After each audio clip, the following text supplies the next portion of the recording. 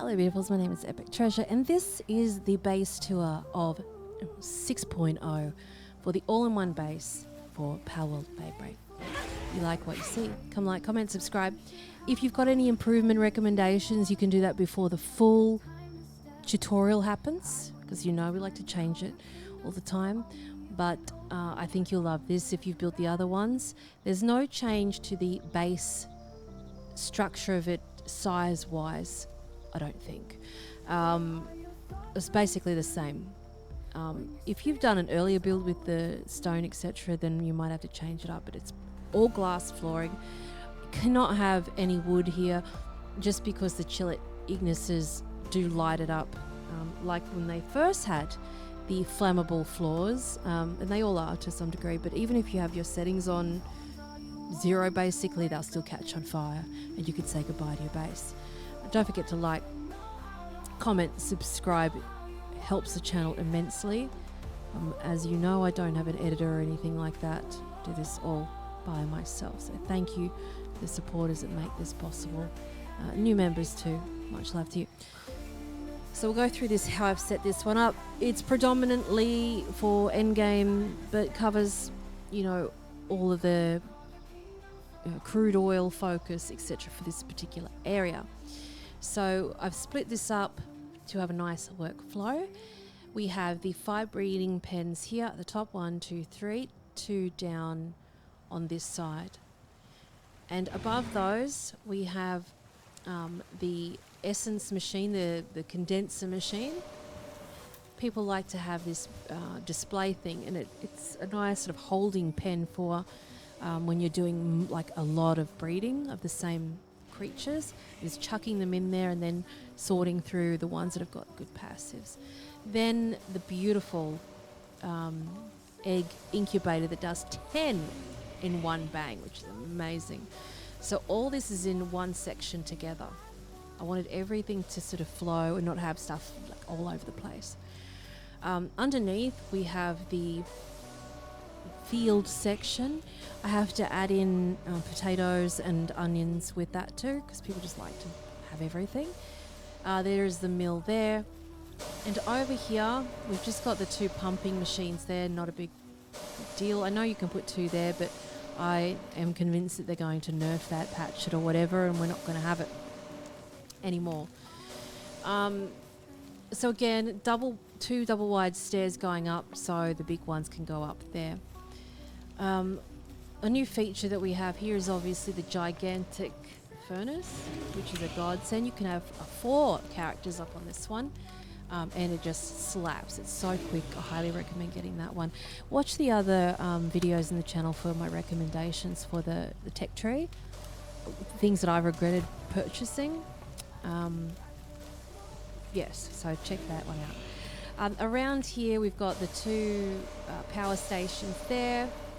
And luckily enough, I'm very surprised how well this base worked out, that I was able to fit the whole expedition station there. That was my biggest concern because it's such a large feature.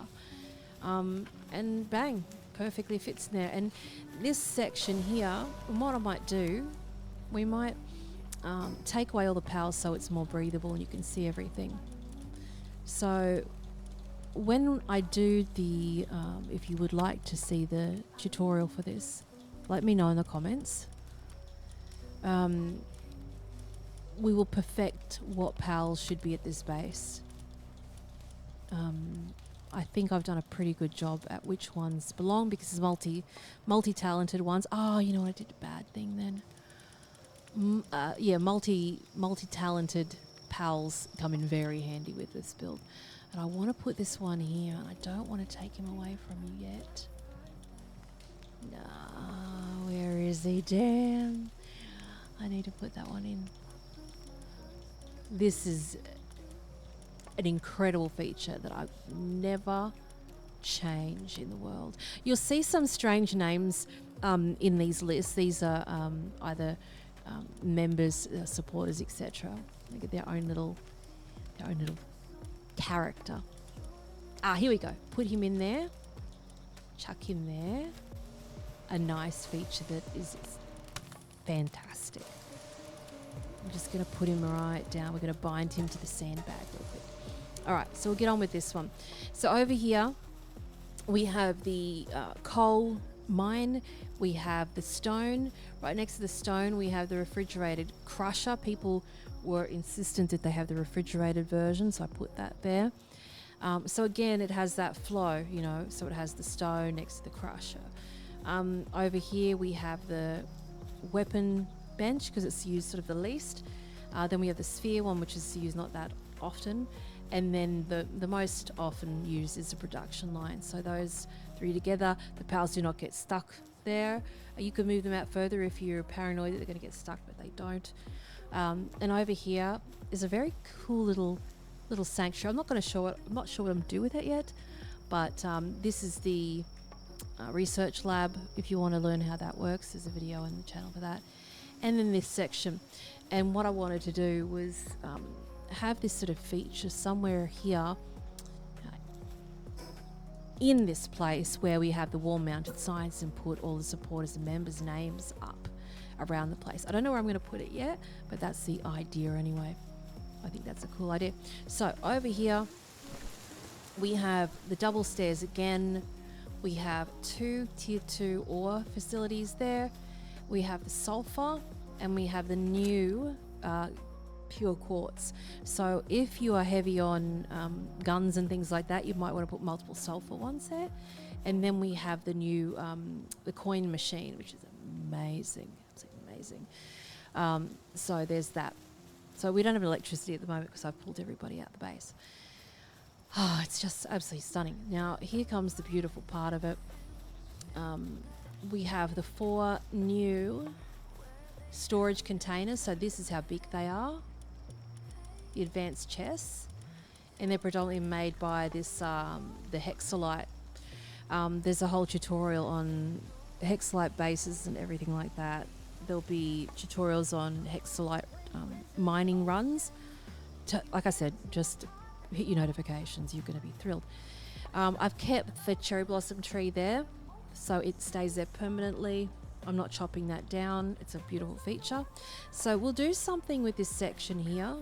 What it is yet, I don't know. We've got the skill fruit tree growing there at the moment. And yeah, I just wanted to have these sort of parts partitioned. Nice and neat, simple to understand, no sort of boxes slapped across the base. Then we have the guild chest. This is probably one of the best new features of the game. The guild chest is like an ender chest. So we have a guild chest here. Everything that's in here will be accessible from another base as long as you have that, you know, a guild chest in the other base. So if we went to the Japanese base that I just made, put a guild chest there, we can access whatever's in there from any base as long as it, you know, you have that guild chest placed down. Now here's a beautiful feature here.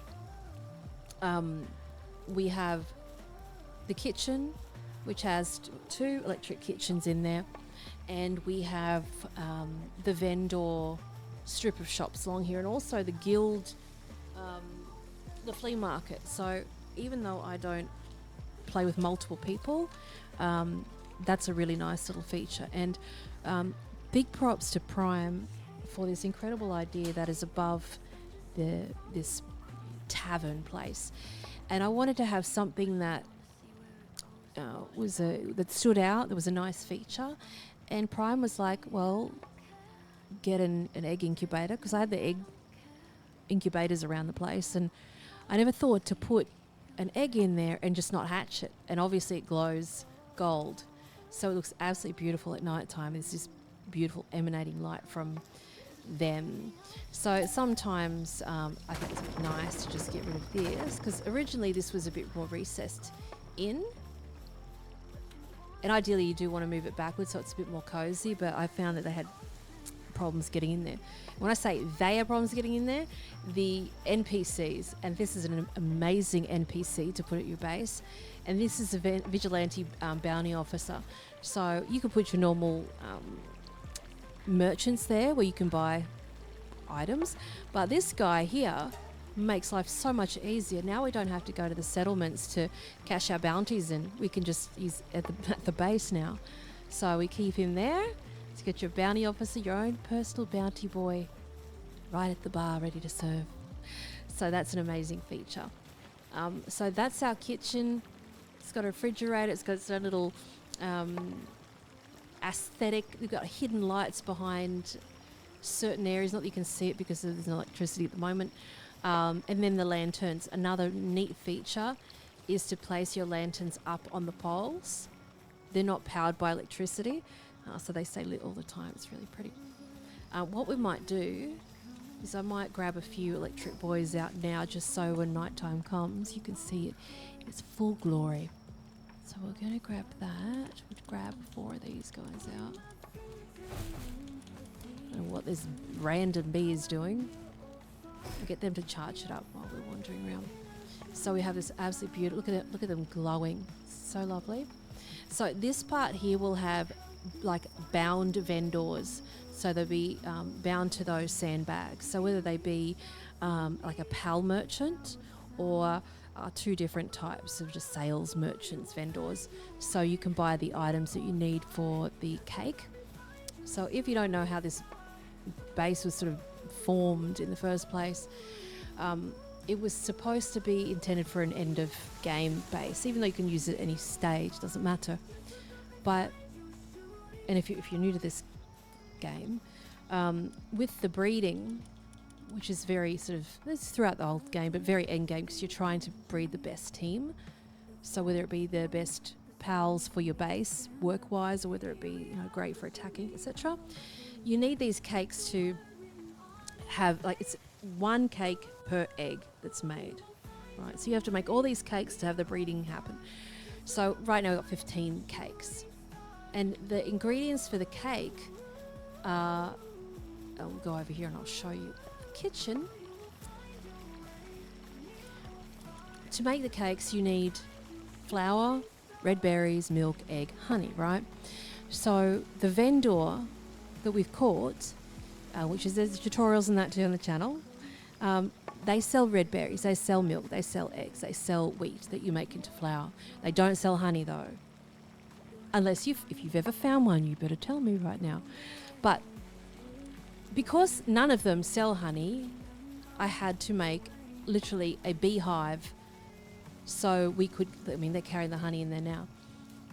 Literally make a beehive so we would have all the ingredients of our dreams to make as many cakes as possible.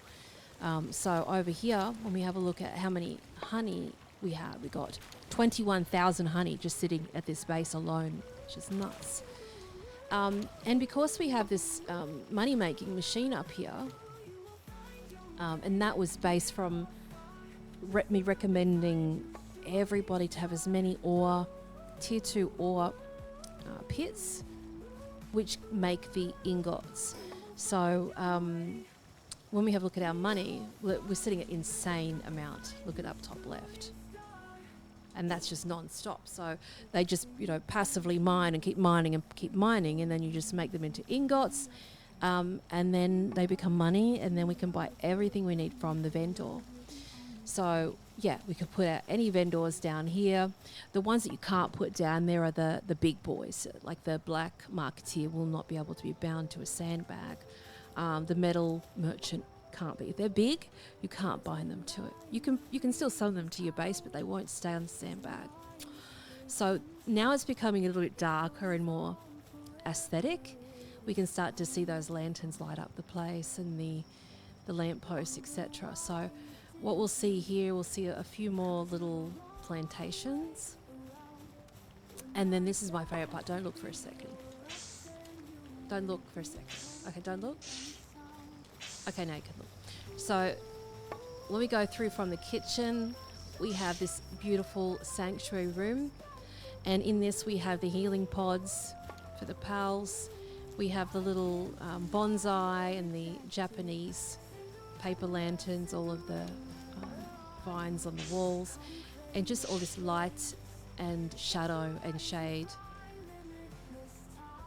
just by using glass and using the vines, and the Japanese features, and also making sure that the flooring enables you to have the flowers come through like this. A lot of that's a fluke, but it is a nice feature for sure.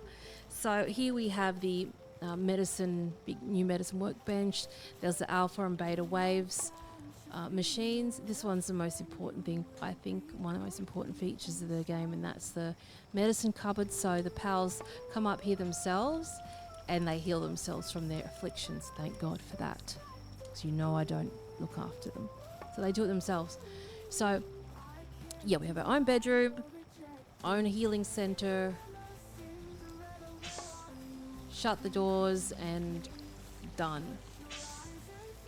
And nicely hidden away. So yeah, those eggs that are up there, they stay lit up and glowing. The only problem is when you get too close and they sort of stand out, but most of the time you're not sort of hanging around there. And scattered throughout this base, you can see all of the lamps, the street lamps. So you probably put a few more there though. There's 3 sections that need to be frozen by pals, which is the refrigerated crusher, the fridge, and also the food box over here. And Pen King, for example, does multiple things. He just doesn't do one thing. So he's like an all-rounder. So he's nice to have. But what a beautiful base it is indeed. I don't think you can get more functional than this. What it is missing, obviously, is the hexalite, because we're not in an area that has it, and the chromite. But you'll see on the channel the best bases, I think, in the new area for that. So if you're super new, you might not see it yet, because I'm in the process of editing all that. But this one is just a stunning base. I don't think you could ask much more for. It's perfectly laid out. It's breathable. It's not boxy. It's clean and incredibly efficient. So again, we have all this mining section that flows with the money making machine. It flows with the vendor locations.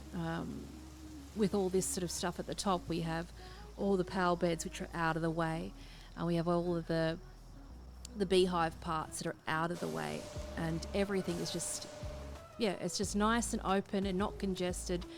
And I think it's certainly going to be my favourite base. I'd be very hard to beat that. So I hope you do like it. If you do want to see the tutorial, please let me know. I would love to know that.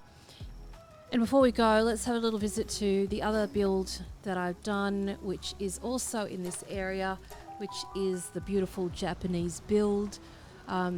This one is, again, a really nice spot, very nice sort of visual location. That has an expedition station also. Like, look how beautiful that is.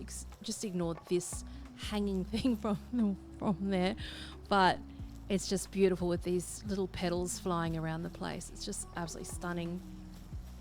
A stunning build, and it has its own Zen garden and everything like that.